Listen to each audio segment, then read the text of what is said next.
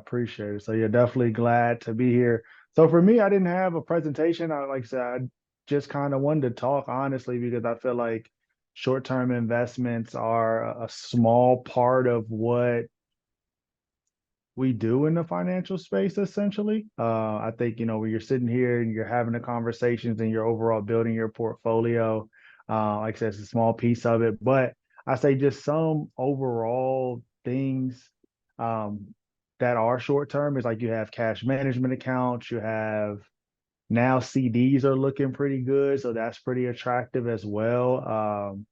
Before, not to be funny, but we used to call them certificates of death because they weren't worth the actual paper they were printed on for a long time. But now CDs are doing pretty good.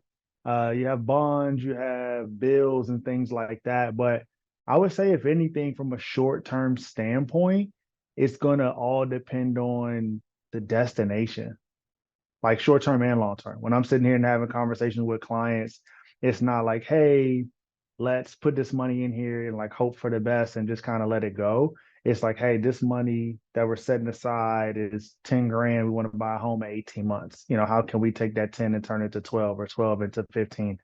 Um, Same thing with your retirement stuff. I mean, all of that stuff is a destination standpoint. And when you have a destination, personally, I believe that it keeps you out of the emotional roller coaster. If we're sitting here and we're saying, hey, we're setting money aside, in a cash management account, we really just don't want to lose anything. The market's kind of terrible.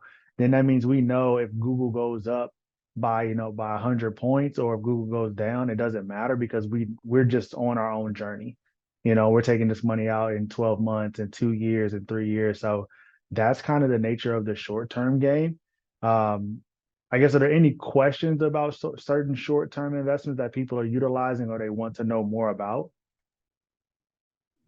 James, I got a quick one for you. I'm sorry you can't see my face. I'm driving to Augusta, Georgia as we speak. But No worries. I wanted to ask you, as a guy who loves real estate, 27, just bought my first duplex, all Nice. that stuff.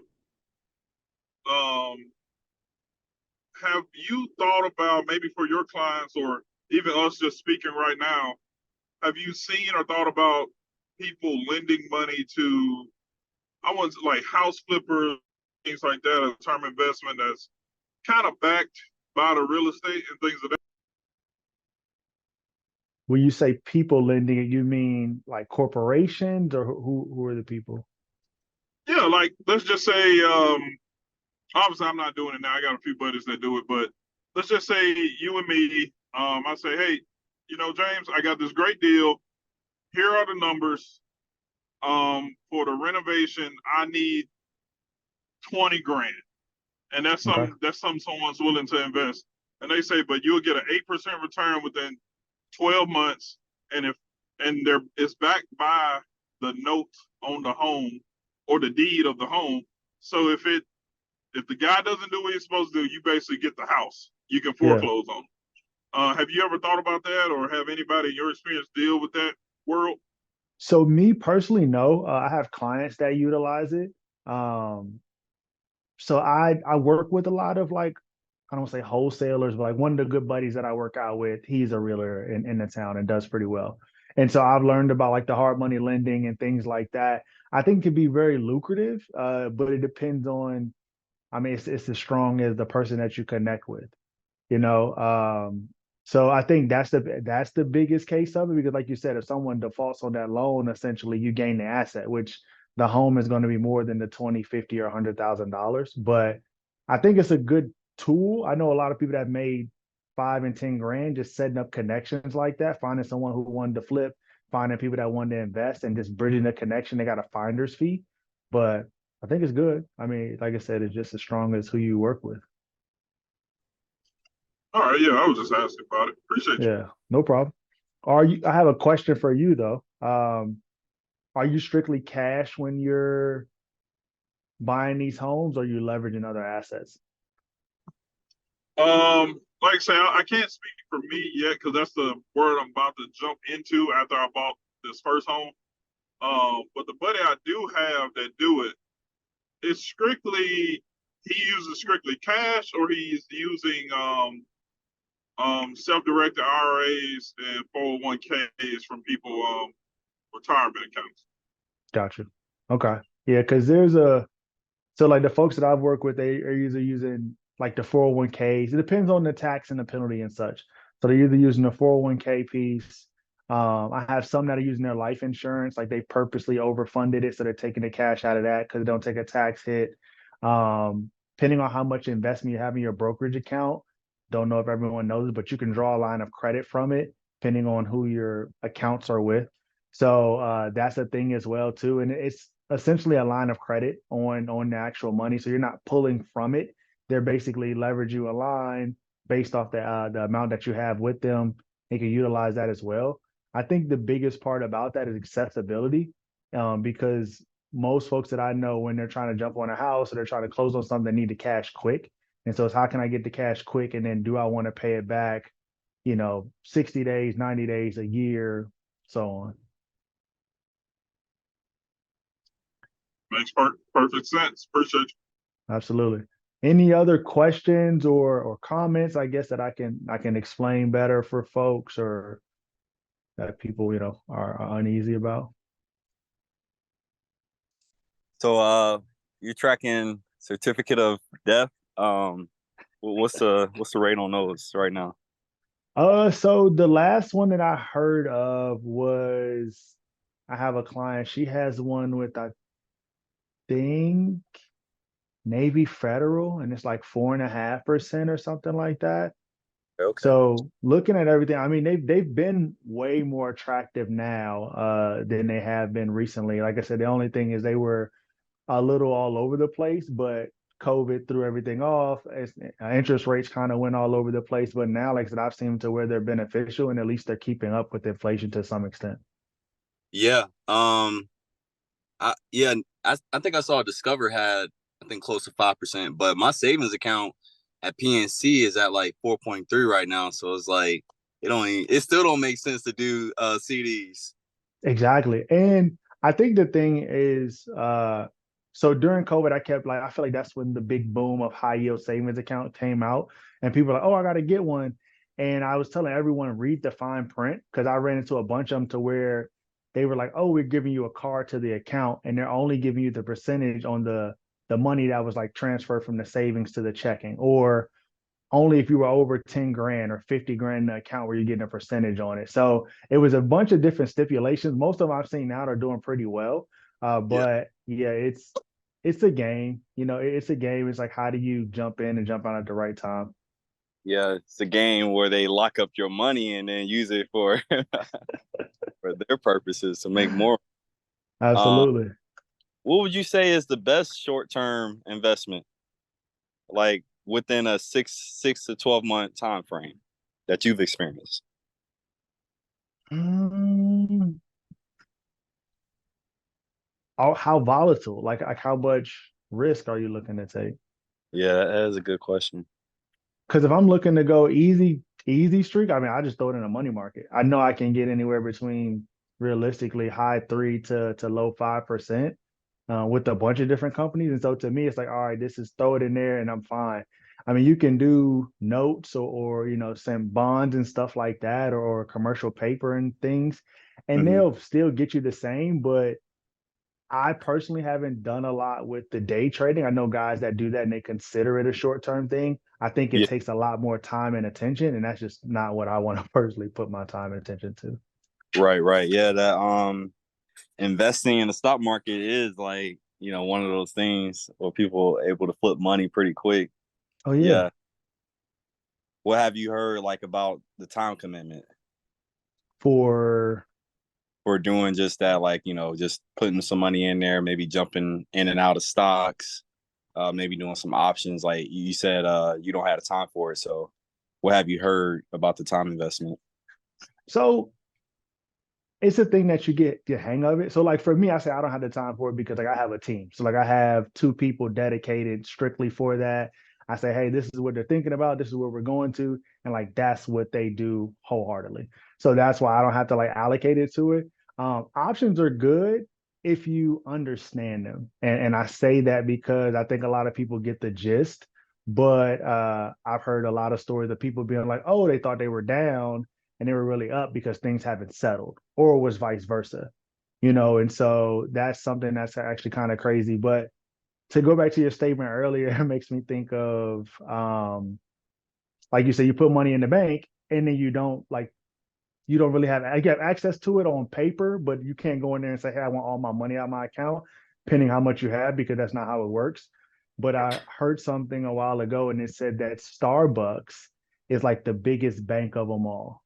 And people were like, how? And they said, because if you think about it, people load their Starbucks, like their gift cards, and they put money on their app and they put money on this. And they were like, you're putting all this money here, and Starbucks is investing in it, doing whatever. And basically, you just have like an IOU, like just like, oh, okay, when you're ready to get your coffee, we'll give it to you. But all the Yeah. money that's in there, they're investing in it, doing whatever, and they're paying zero interest rate. You're not getting any rate of return.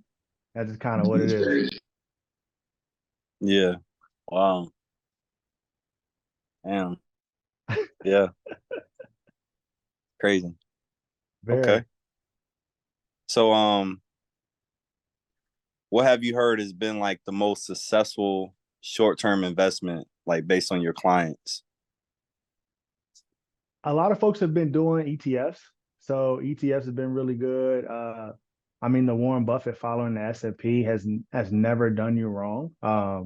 Like I said, it's going to be consistent. It's going to keep up with the trends.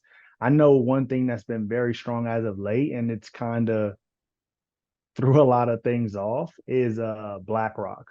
Like if you look at BlackRock throughout the pandemic, they've been pretty strong. They've had a lot of like strong upside throughout. Like I said, most of the pandemic, even now, they're very strong, but they're big into the real estate game, big into the real estate game. And so they said that it's been kind of contradictory to where some places they're like, oh, how are people still spending 20 and 30 and $40,000 over like asking because of these corporations like them who are doing it. And that's why they're so strong in the market, because they have volatile assets, they have this, but then also they have neighborhoods to where they're contributing to, and that's backing them as well. Okay. Yeah. You touched on two things. I know BlackRock earnings is coming up. I don't know. I think it might be next month. Is it like next month, like July Mm-hmm. 12th or something? Mm-hmm. I'll be I on don't the know the lookout. exact date. I know it's next month though. Okay. I'll be on the lookout for that. And then also you mentioned like BlackRock going over the asking price for properties. I'll two questions on that.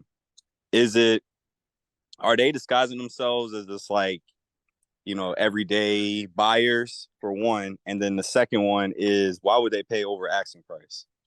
So I don't know how they're disguising this. I would think so. I would think they're blindly buying it with folks, but that's a personal opinion. Like I said, I can't confirm or deny. And I think also because some people want the big flash and pop, like I want 100,000, I want 50,000. But for them, they look at it like, hey, we're going to buy this asset, we're going to hold it. Can we make $1,000, $2,000 month over month for it? Because I mean, all they're doing is controlling the actual rent market. And think about the places like I have clients in Texas, I have clients in Charlotte who are paying, back in the day, $1,500 a month in Charlotte, was a lot. Now people Mm-hmm. paying 2,500 to stay downtown by the Panthers arena, and so it's like, why is it going up so much? And it's because, all these other places are buying these homes and they're like, hey, either you can rent this apartment or you can rent this home. Either way, we're going to boost things up. So that's what I've been reading about. Yeah, yeah, LaFred, they're not really, in my understanding, because I'm originally from Mississippi, and I had some guys that's pretty big in Mississippi who were buying stuff in Raleigh when I first moved there. They're not really disguising themselves. They just have like, let's just say, a representative for that area, and so any wholesale deals that people were getting, they would just skip and don't call any of their buyers and say, "Let me call this guy who works for this big corporation," and they knew they could just tell them any number, and they were gonna buy it off of them. And Mm. so Okay. they're racking up, and then they're also doing, sometimes they're doing syndications right now where they're building entire home communities, but they're all rent.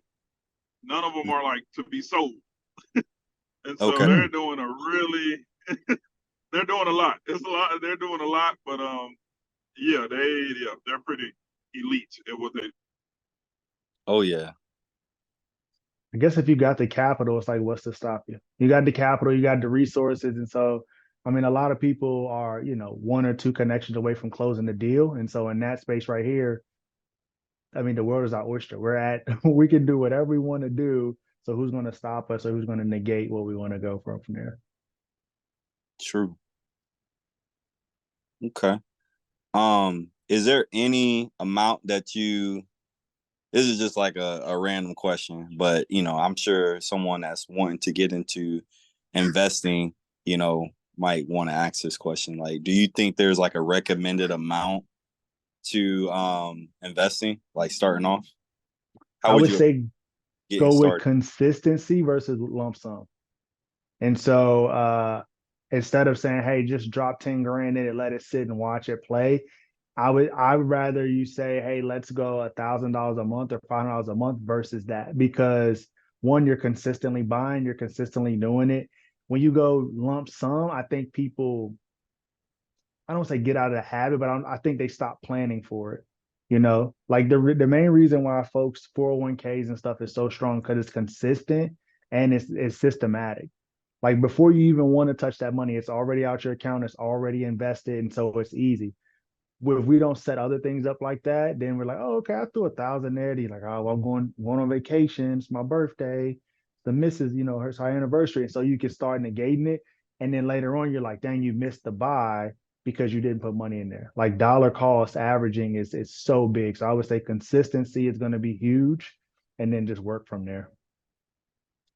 That's a great point. I like that you touched on that for sure. It's kind of like if somebody threw 10,000 in there, like, okay, I'm done, you know, and Trust me, then I see it. I see it. People are like, oh, I'm good. I'm like, nah. I'm like, it feels good, but it could be so much. It's just like, well, I'm pretty sure most people on here have had a 401k. They've left the company, and then that money is sat there. And you don't know what's going on. The market could be great, but you look over and you're like, dang, I feel like I'm not doing anything. It's not really growing because there's no money being thrown into it. The fees are still coming out no matter what, but the money could be going up just a taste, but it's like, all right, they're still getting there, still getting theirs. You start throwing a little bit in there, it seems like you're getting ahead so much faster than you would if it was just stagnant. I agree. I agree. Yeah, I just last year I went all in to max out my 401k because I'm like, even when I wasn't maxing it out, I was like, it always did me good. It treated my money right. I was like, let me just go all in, see what it can do. Mm-hmm. It's looking good. Listen, that's attractive from that standpoint and a tax standpoint. Like that's the biggest thing is the tax wise, it keeps you so not knowing what you make, but like either way, how you put that, I think it's up to 24,000 ish, 23,500, something like that. Um, but you put that in there, that's money you don't have to worry about now. But once you get more and more, it's like you max it out. I got clients that max it out in 6 months, and then they're like, where do I put the money? Like that's the question that we have. So that's good, man. That's real good. Yeah, I appreciate it. Hey, just a quick question. So one of the things that I did, I was trying to ask because, you know, I put the money into a separate account. A buddy of mine, he was working for Edward Jones, and just to support him, I put money in a Roth IRA that he's managing, right? Okay. And I just left it in there. I think that what I did was I moved from a company to company, and rather than putting that money into the 401k plan that they have in that company, what I did was I just gave them that lump sum and say, hey, you go ahead and manage it, right? Okay. Now, at the time, I didn't think of it from a strategic perspective. I just thought about it as, well, it's the same thing as putting in 401k. I don't really see what they're doing with the investment. I'm not going to see what he's doing with the investment. Is under a brand name that we all recognize, Reggie Jones, and I left it at that. I mean, it grew, but I don't know if that's a better strategy than to just leave it at 401k. Like, how do you gauge which one gives you the best return on your investment, so to speak? Okay. Great question. My reason, if you were sitting here working with me, the reason I would tell you to roll it over to me versus rolling it over to your 401k would essentially be one thing: control over how it's invested. When we go from company to company, we have to deal with whatever they offer us. So if they're on Fidelity, if they're on Vanguard, they give us a certain amount of options to invest in. And so that's what that would be. We roll into like a Roth IRA or some type of rollover account. we can put that in bonds, we can put that in notes, we can leave it in cash. So we have so many more options. So that's my number one reason of like, hey, do we want to roll it over? Do we not? Because some people, and I'm assuming like yourself, have things they want to invest in. Hey, I want to invest in Google, I want to invest in Apple. We can take that same money and put it there, and then therefore we can invest in something that we enjoy or we like, and all we're doing is reallocating the dollars that we put away with our 401k. Right. So based off of that, I mean, does it even make sense to keep a 401k, or would you just say still keep a 401k so you're diversifying your portfolio, but still have some money set aside for Roth IRA? Is So I that, would say keep both. Keep okay. both. One, again, the 401k is a tax, like it lowers your taxable income. So at minimum, that's money. If you make 100,000 and you max out at 23,000 for your 401k, that's 23 grand you don't have to show for your taxes. So that looks better there. And then also your Roth, if you still can put into a Roth, I say max it out. This year it's at 7,000.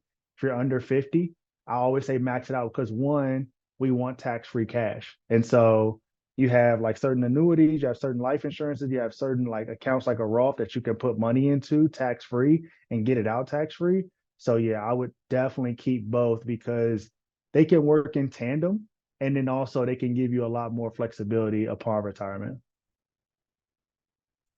Okay, hey brother, I appreciate it. Sorry for the background noise. I'm in a swim meet with my kids, so my No bad. worries. But I needed to have this answer for me, man. I really appreciate it. That's what's up. Absolutely, man. Glad I could answer.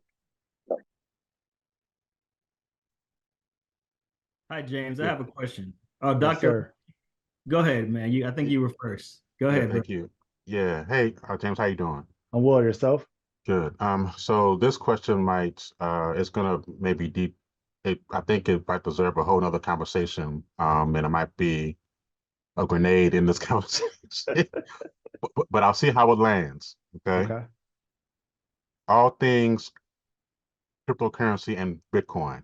Mm-hmm. What is your assessment, your take on that ecosystem? Um, is it worth leaning into it to explore how that can go? Thoughts, reactions? So my personal take on it, and this is the exact same thing I tell clients, I think it's good to explore. And I would say, hey, listen, I would say if you want to jump into it, then go ahead, throw some money at it, see how it'll do.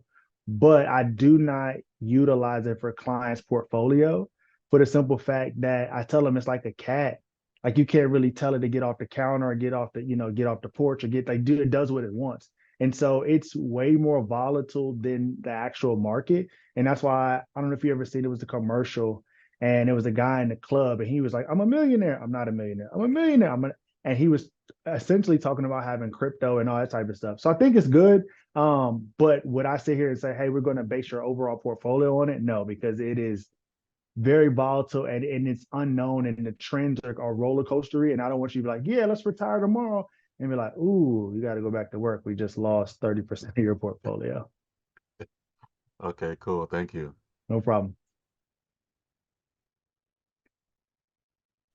Dr. K, how are you? I'm good. I'm good. I'm Yourself? good. Yeah, I'm good. I'm good. I just got home. I just got home. My son is asleep right now. We went out out and about and so I was enjoying. So today actually marks his 8-month birthday. Um, so yeah, just got home, just had dinner and just trying to wind down. So Hey, I like how you're celebrating the month. Don't worry, man. After the first two, you're going to forget when his birthday is. I got four of them. Just watch. You be like, wait, well, how are you again? right, I'm messing with you. that's all good. I think someone else had a question. Yes. Hey, James, it's Taurus. How are you, man? And well, yourself? I'm doing well, doing well. I wanted to get your take. I know you just were mentioning, some of the life insurance products that people, I guess, quote unquote, invest their money in or they Mm-hmm. contribute their monies to.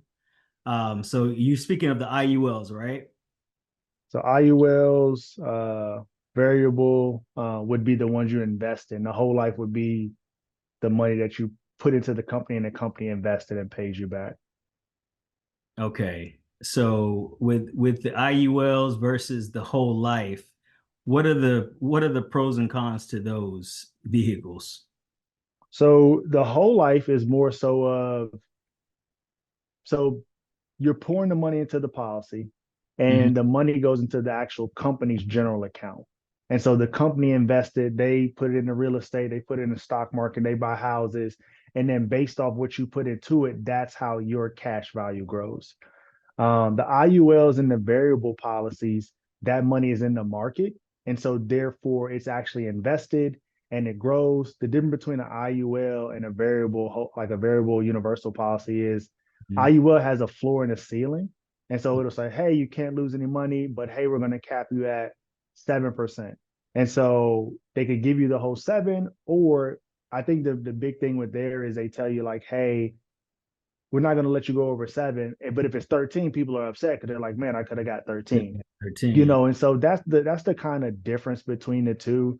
I think the biggest portion I know with the whole life and the variable is if you're in the variable, let's say you're pretty aggressive, you can convert it to the whole life, and that's going to get you on an even playing field to where you can't lose money. The money's growing tax free, and it's accessible at any given time. Okay. Okay. So if you have a company, if you have an opportunity to invest into your company's 401k, for example. And right now, I'm like in between jobs. The company I'm interviewing with next week, I think they have like a 4.5% match, Okay. um, which is I think is pretty good in this day and age, Yeah. I would say. So historically, I have had a 401k before in the past, but I took all the money out of it when I lost my job, one of my other jobs, and never rolled it over to anything else. I needed to use the money for bills. Absolutely.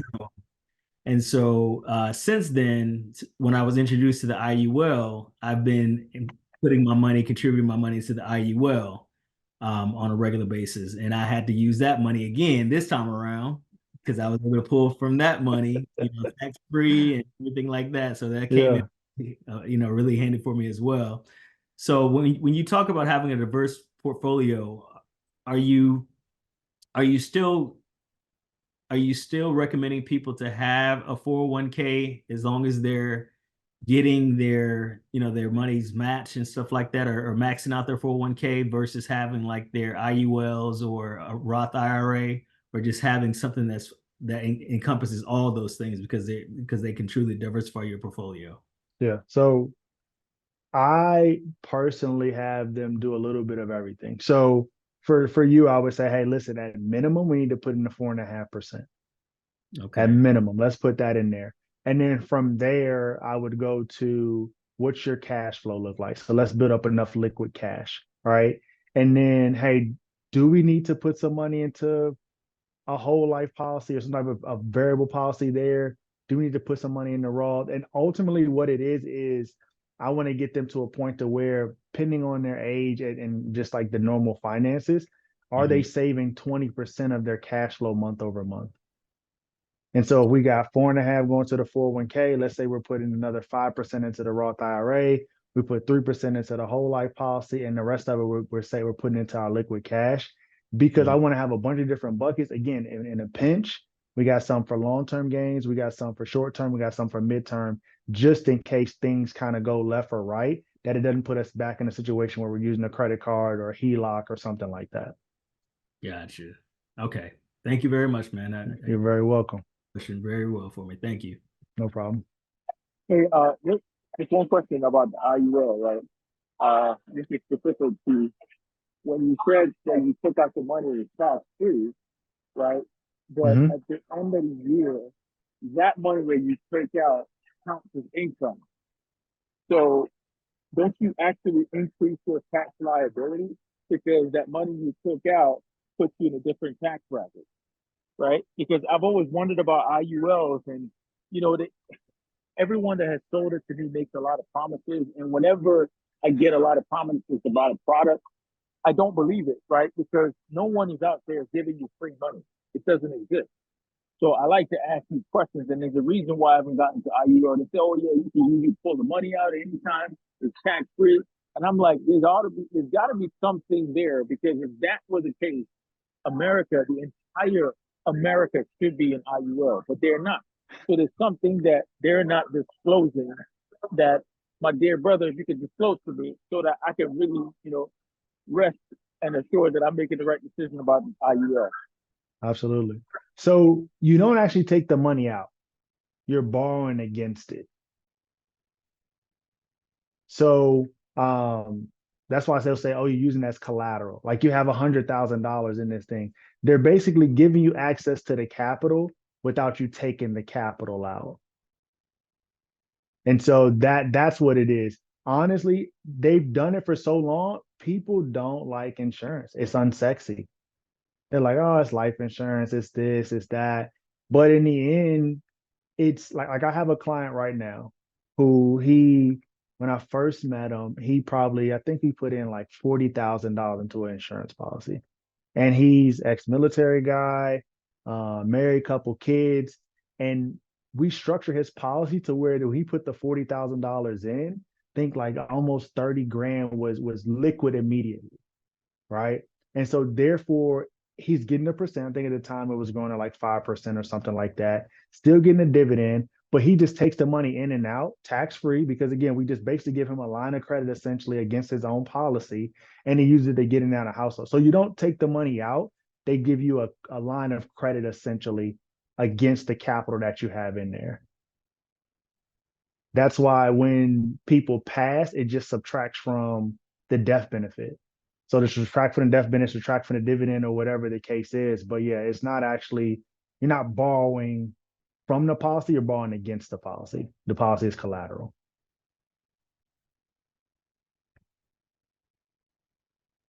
Yeah, I had a question. So currently I only plan on having two kids. And so I should be able to keep track of their growth. But in that context, so I actually am looking to um, get my son into the IUL process. I already have life insurance. My wife and I, we already have life insurance, and I think it's term life, um, where we have a death benefit, but the way that it's set up is through Prudential, and it's with the cash value piece. We could potentially leverage the cash value conversion if we wanted to. Mm-hmm. But when I talked with Prudential earlier this week about what is the process by which we can get our son into the IUL process. And because he's literally 8 months old, it's a lot cheaper to start there with the sign up, to go from there. And so, um, is that a judicious route to take, is to really, kind of start him there, while, for me and my wife, yes, we have life insurance, and we have other, you know, um, investment vehicles that we are using, but I just want to just make sure that, this is a good route to take. So short answer, yes. For the things that you just mentioned, uh, your child is as young as he's going to be, as healthy as he's going to be, and then therefore moving forward, they can't take that health rating away from him as long as it's been on there. So a few things I would always check on that. See what time frame, because sometimes you can do like 10 years, 20 years. Some of them they'll go all the way to age 100. See what time frame. See about future increase in the policy. And so, for example, I have child policy that I put on people, and they're 100,000, right? So baby just born, 100,000, but then at age 22, 25, 28, 31, 33, every 3 years from 22 to 40, they have an option to increase that actual whole life policy, no further underwriting, still off their childhood health. So that's why I say see can they increase it. Same thing as well is maybe that's you guys' gift to, to your children. Hey, listen, we're going to do a 20-year spot, and after 20 years the policy's paid up and it still grows, it still does what it needs to do, and then therefore that's something that they'll never lose, so it's already paid up. But yeah, absolutely, I do that because one, the cash can go to, it could go to school, it could go to buying them a home, it could go to a wedding, it could go to a bunch of different things. And I think not having the restrictions that a normal 529 or something like that would have, people enjoy that part. So yeah, I would say definitely get IUL, variable, whole life, one of those on your child, because like I said, that cash free growth is very attractive. Awesome. Thank you. You're welcome.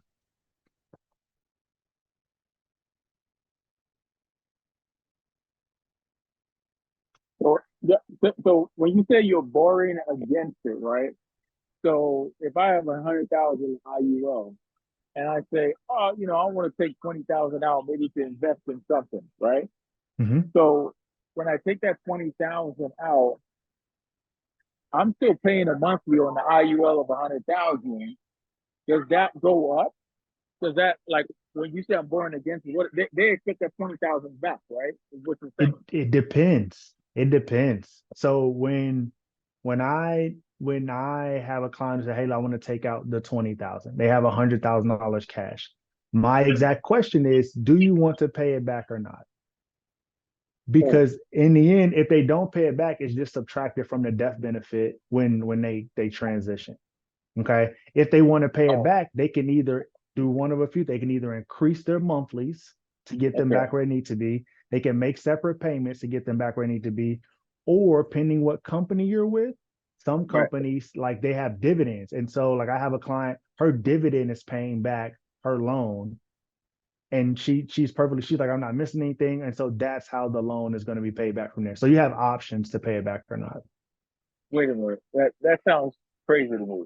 So it sounds so you telling me I buy a $2 million IUL policy, right?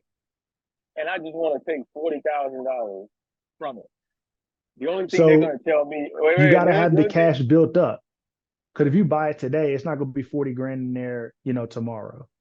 So it's got to build up. It could take a year. It could take 10 years to build up to 40. I see what you mean. Yeah. So it's basically, okay, so it's not, okay, I was about to say that 100,000. You thinking buy it on Monday. Hey, let me get that back. I was like, yo, I'm gonna buy one tomorrow for $2 million, and I'm gonna request for about 100K, just to do a little light investment.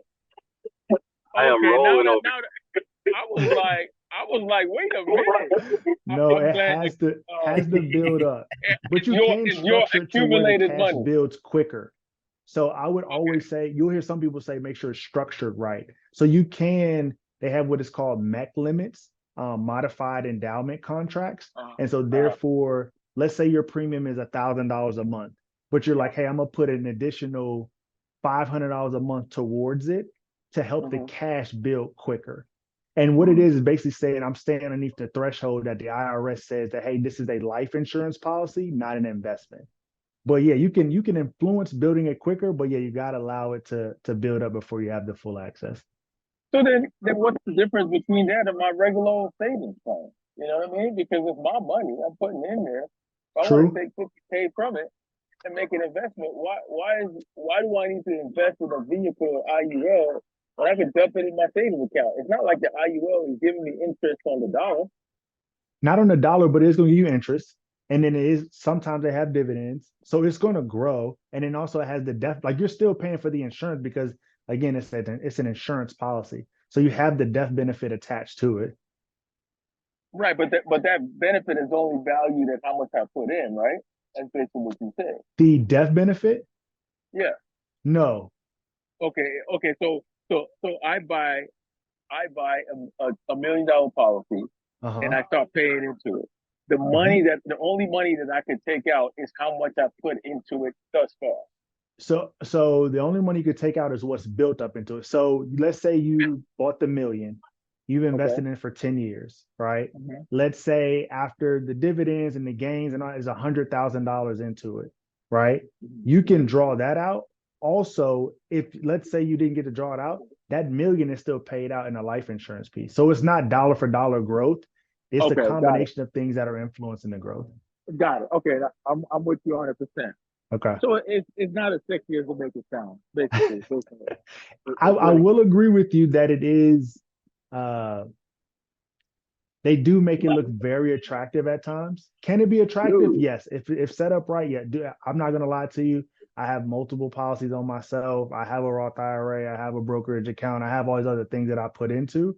But I think that some policies are over illustrated and they're like, oh, Yeah. this looks super sexy.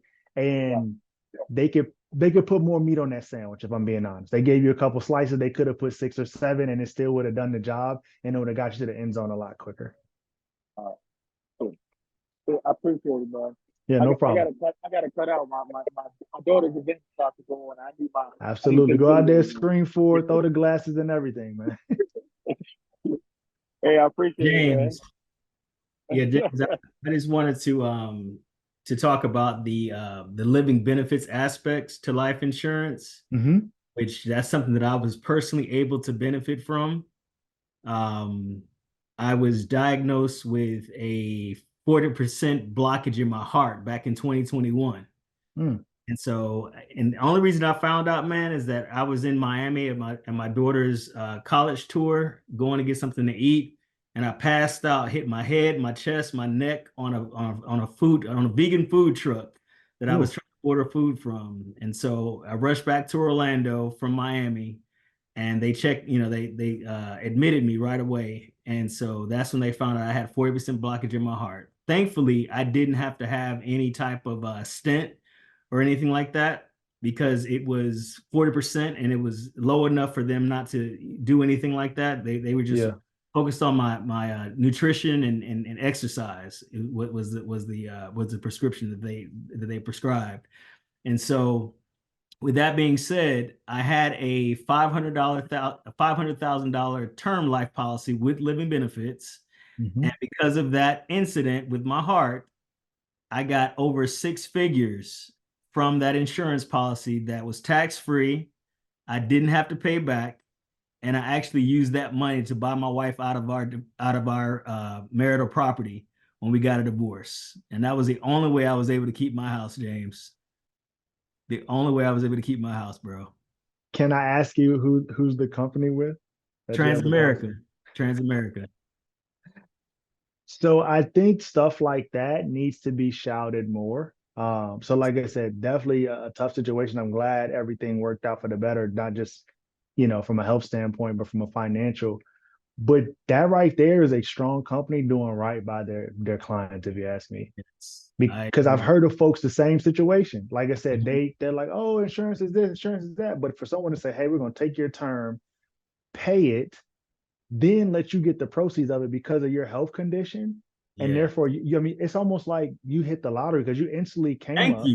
Thank you. And it's like, oh, instantly. It's like this is mine now.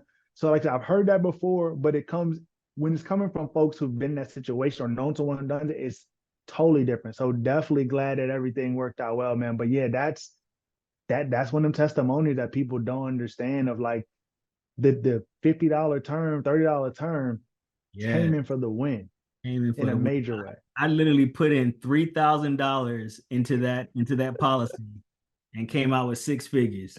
And I still have the policy. I converted it to a IUL, and it's a permanent policy now. So listen, that's a victory all the way around. You'd be like, oh, okay, they got a client for life right here. Y'all need me to do some commercials? Well, how do I? Exactly. Sign me up. No, that's good, man. I'm glad to hear that, man. Glad things worked out well. That's awesome. Thank you. Well, hey, brothers, we got about 5 minutes left.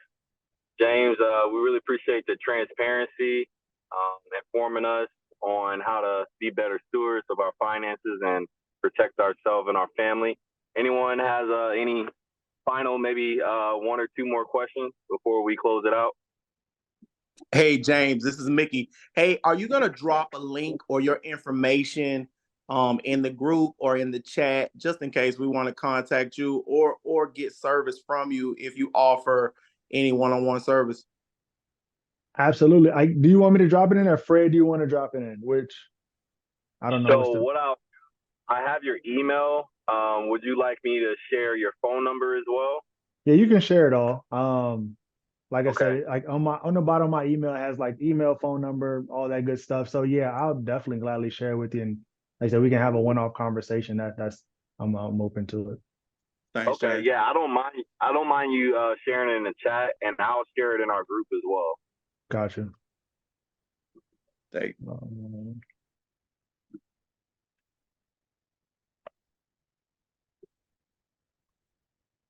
hmm.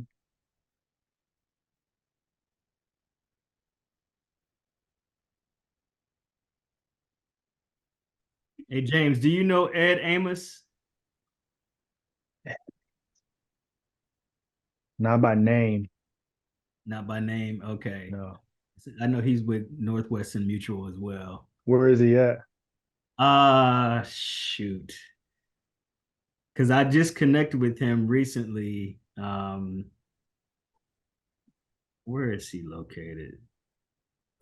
Because I can't remember if it was BEM that I met him or if it was just LinkedIn that he reached out to me, to be honest. Let's see. I'm definitely a major LinkedIn guy. I think honestly, like people they say stuff and they're like, "Oh, what is this?" I said, I can't be in Texas and Virginia at the same time. I can't be in New York and Virginia. I like I said I can be in Texas, New York, Virginia, and while all being in Puerto Rico, sipping a Mai Tai. So in the end, I use it because like I don't know who I'm gonna meet. And I love having the conversation and just kind of brainstorming and having and chatting and just seeing how we can be a resource to each other. So I'm a LinkedIn monster. I definitely love that over any of the other platforms. Okay. I'll definitely connect with you on LinkedIn, brother. Absolutely. Good deal.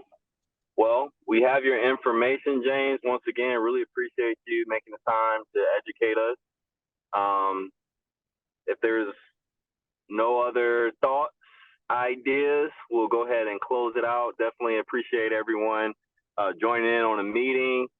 We had a better turnout this time around. I'm happy about it. Definitely encourages me to continue to bring these speakers to the group so we can be informed, we can be better in our financial situations for ourselves and our family, and we can grow as a community. So yeah, with that being said, we'll go ahead and close it out. Absolutely, man. Appreciate y'all for having me. Like I said, if I can answer any questions, no question is a stupid question. Just reach out. Like I said, I'm definitely human. I definitely love what I do, and like I said, I know how a question being answered could propel you to, again, be in better position for your family, for your business, for your life. So yeah, don't hesitate to reach out. But thank you guys for having me. I look forward to connecting with y'all. Hopefully in the near future. All right. Thank you, James. Thank you, LaFred. Good deal. Thank you, James. No problem. See y'all. All right. Take it easy.